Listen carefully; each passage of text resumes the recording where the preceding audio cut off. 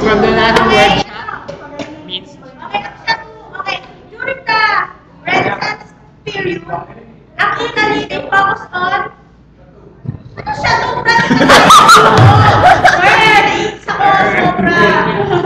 Italy, ano mga structures? Focus on baho, structures. Churches.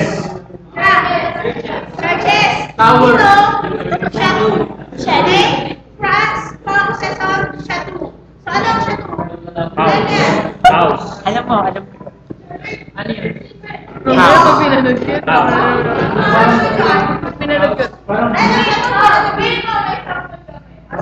Soon. So, parang siya. Wala. Kasi. Okay? Parang kasi.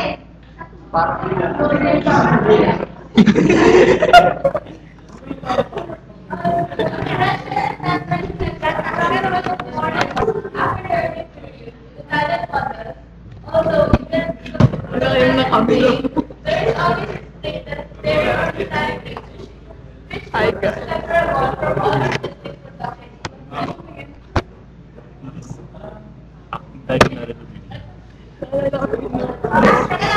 So, transition from Gothic and Renaissance. Kung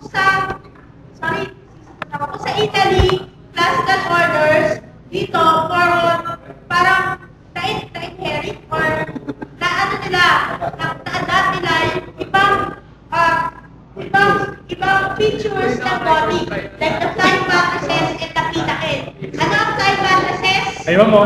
Okay, pinnacle. Ayun, pagtuktok. Alam ha?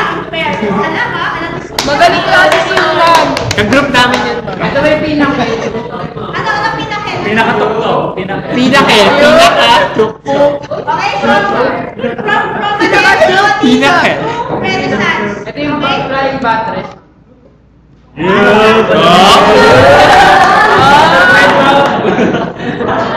Paano ba? Ano tawag yan? Oh, Ano ma'am? nasa na mga ano? Ano ma'am? Racery. Ano wala ng battery?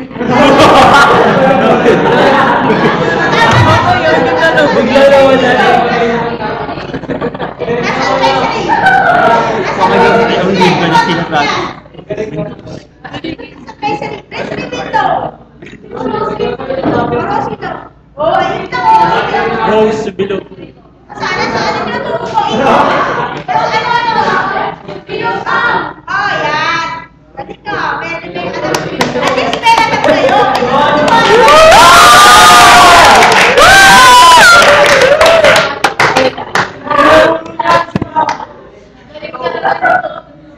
Grabe na miss namin talaga kayo, Ma'am.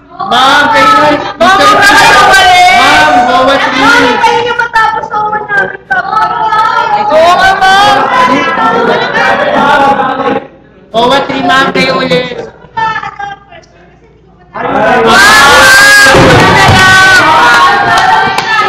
Ma'am, magbilayin mo kami. Bakit nyo ma'am? Ano ka palang AI?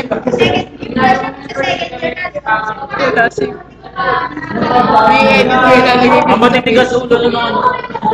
Bakit sa first year?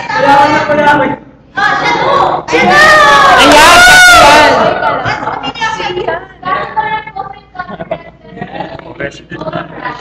Gusto ko ganyan bahay ko. Yes, ma'am.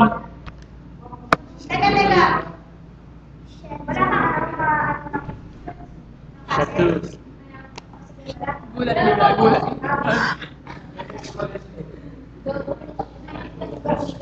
Wala na tayo. Nag-record kami. Hi, sorry.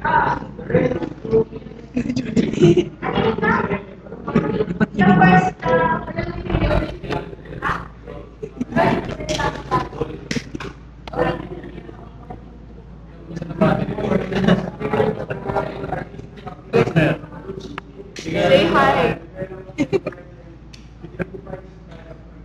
Mark.